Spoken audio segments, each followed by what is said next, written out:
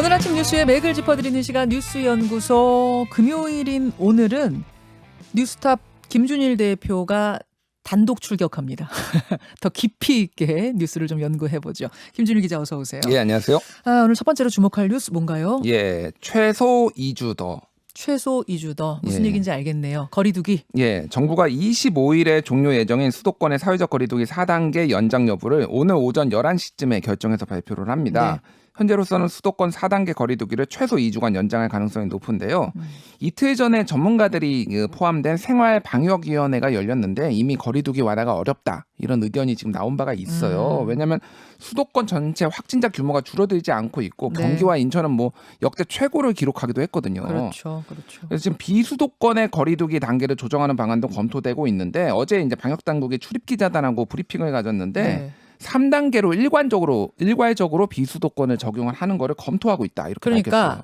수도권 4단계는 그대로 더 연장을 하고 오히려 비수도권을 전체 다 3단계로 올리는 한 예. 유력하다. 예, 그런 거를 이제 검토를 하고 있다라는 건데 다만 이제 비수도권은 좀 편차가 있어요. 이를테면 호남 같은 경우에는 지금 1단계 정도 되는데 편차가 커요. 예, 편차가 커요. 네. 그러니까 어떤 데는 3단계, 어떤 데는 1단계 이런 상황이라서 예, 이거를 예. 할지 말지를 좀 더 고민한다는 얘기입니다. 네, 네. 그 오늘 확진자 수는 지금 1,600명대 중반 정도로 예상이 되고 있어요. 어제 오후 9시 기준으로 1,507명이었는데 수도권이 1,002명, 비수도권이 505명이었고 비수도권 비중은 33.5%였습니다. 지금 이제 2주씩 결정하고 있잖아요. 거리두기 예. 단계 조정을. 근데 2주 더 연장이 아니라 아예 그냥 휴가철 내내 한 달 연장해야 된다. 그런 안도 나왔다면서요.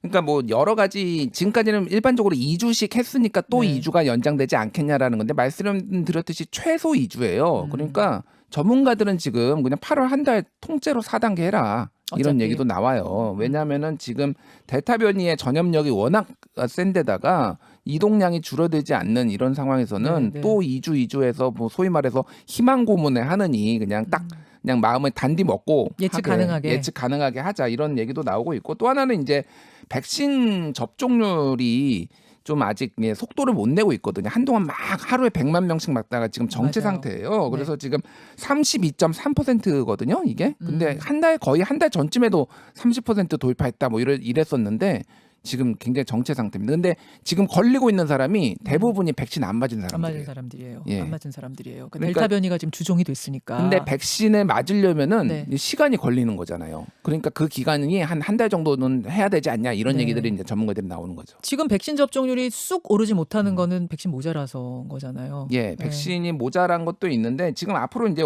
계속 들어온다고 합니다. 일단 어저께 좀 좋은 소식이 발표가 됐는데 네. 모더나 이제 내일부터 다음 주부터 이제 50대가 맞기로 되어 있는 모더나의 예방 효과가 네. 94%다.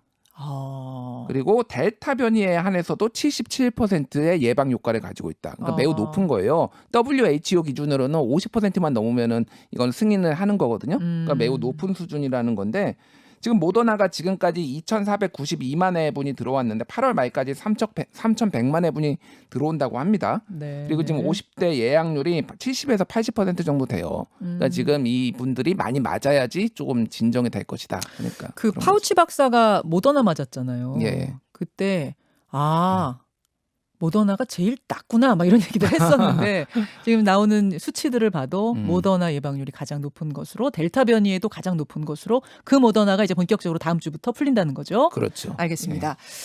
문 대통령이 4단계 시작하면서 짧고 굵게 이렇게 발언을 했어요. 짧고 굵게 마치자. 예. 요것도 뭐 살짝 논란이 있던데 어떤 논란입니까? 그러니까 이제 짧고 굵게 하겠다라는 거는 한 2주 하면은 끝나는 것 아니냐 이렇게 받아들이신 분들이 굉장히 많다라는 거예요. 근데 어제 이제 박수현 청와대 국민소통수석이 이제 방송에 JTBC 썰전 라이브에 나와가지고 네.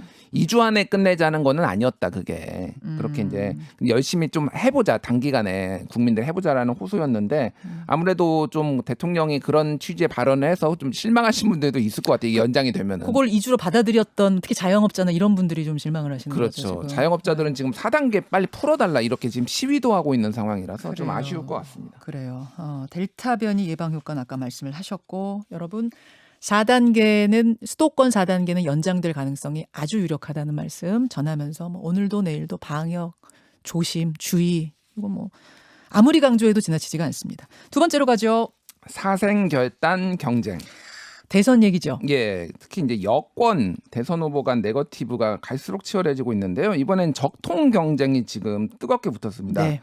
특히 노무현 대통령에 대한 탄핵 찬반을 놓고 후보들 간의 공방이 이어졌는데요. 이재명 후보 측이 이낙연 후보가 2004년 노 대통령 탄핵 과정에서 찬성표 던진 것 아니냐 연일 지금 의혹을 제기하고 있어요. 네. 그래서 어제는 이재명 후보가 직접 나섰습니다. 그래서 이렇게 말했어요. 당시 사진을 보니 이낙연 후보가 표결을 강행하려고 물리적 행사까지 했던 것으로 기억한다.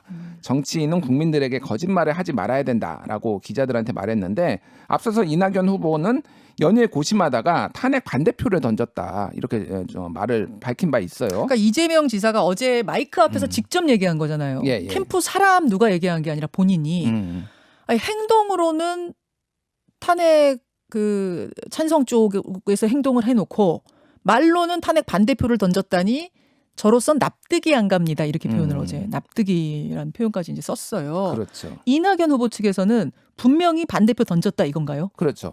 이제 정확하게는 탄핵을 이제 발의한 거에서는 서명을 안 했다라는 거는 명확하게 나와 있어요. 그러니까 여러분 이렇게 됩니다. 그때요. 3월 11일에 탄핵 소추 안에 이제 서명한 요 쭉 명단이 있는데 그 서명 발의안에 서명은 안 했어요. 이낙연 후보가 확실하게. 근데 그 다음 날 3월 12일 본회의 투표에는 무기명 투표였잖아요. 예.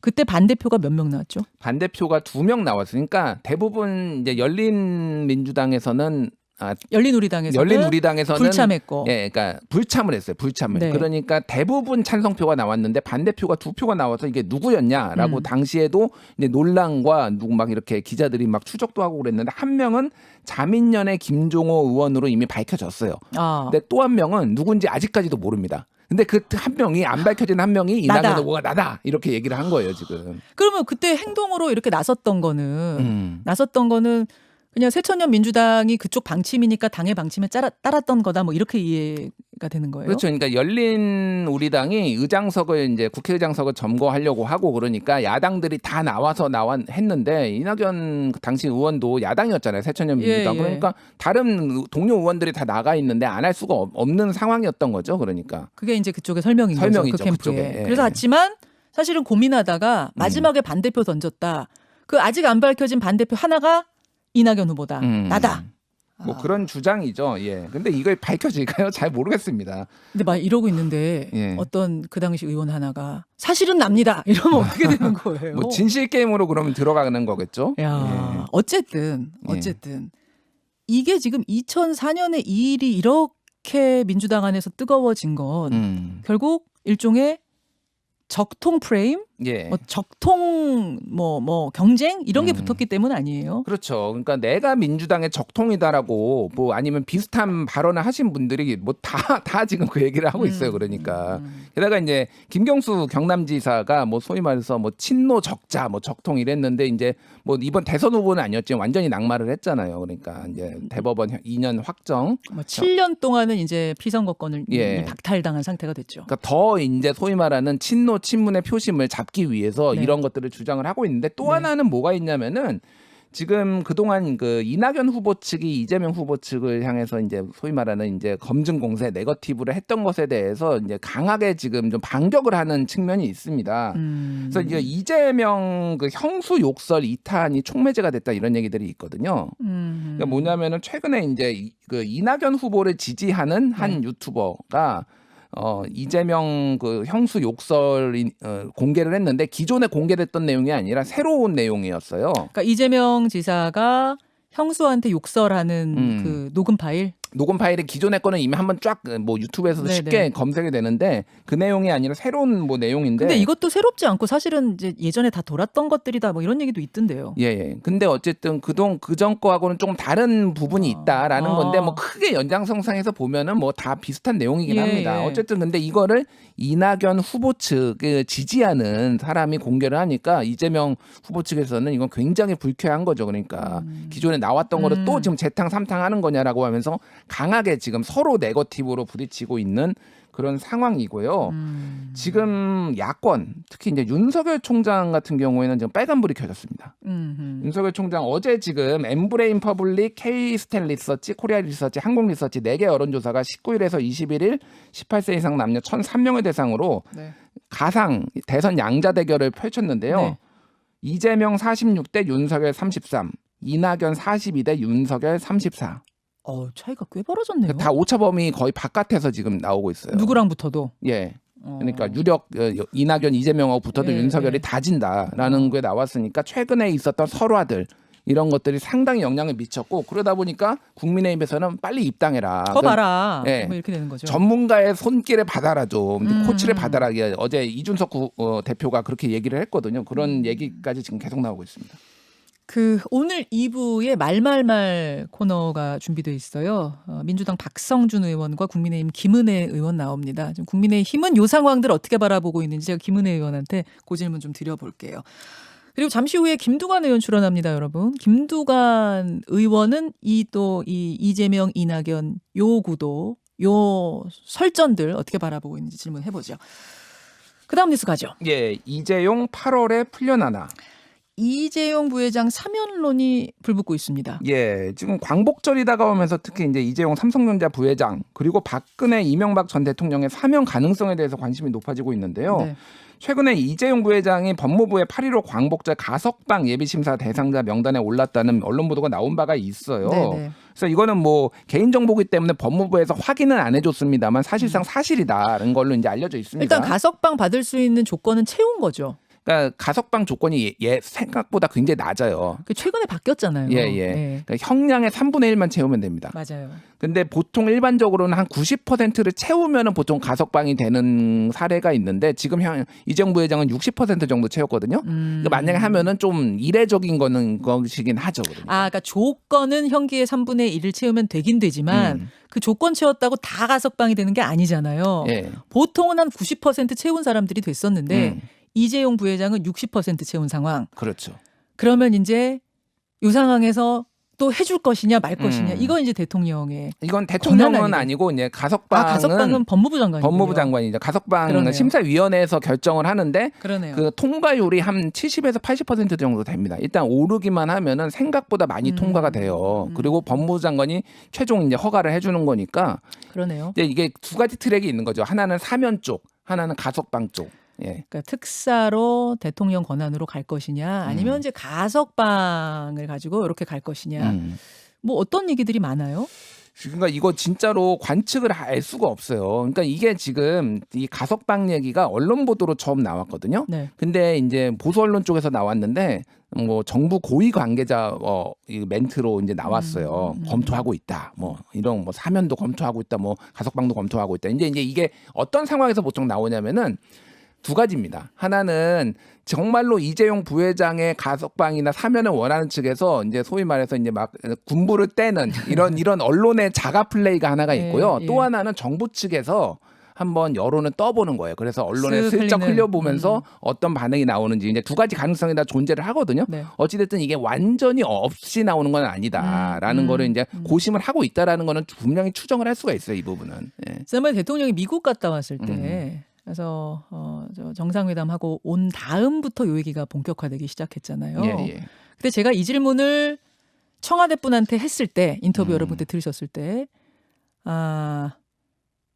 아주 아니다 이 말이 나오지 않았거든요. 예. 사면 얼토당토한다 이렇게 말이 나오지는 않았어요. 따로 검토할 대상입니다. 이렇게 지금 답이 그때 정호성 실장 인터뷰에서 나왔었거든요. 그리고 이재용 삼성전자 부회장에 대한 사면 여론은 한 그때 당시 여론조사 보면 한 70% 정도 됐어요. 예. 그러니까 이 박근혜, 이명박 대통령하고는 차이가 났습니다. 그래서 아마 지금 이재용 사면론 혹은 이재용 가석방론이 불붙고 있는 것 같습니다. 그런 판으로 돌아가고 있다는 거 여러분 염두에 두시고 의견은 보내주십시오. 김준일 기자 수고하셨습니다. 감사합니다. 김현정의 뉴스쇼는 청취자 여러분의 참여로 이루어집니다. 트위터, 페이스북, 레인보우 게시판, 그리고 단문 50원, 장문 100원의 유료 문자 샵 1212, 우물정 1212 통해 참여하실 수 있습니다. 김현정의 뉴스쇼, 여러분과 함께 만듭니다.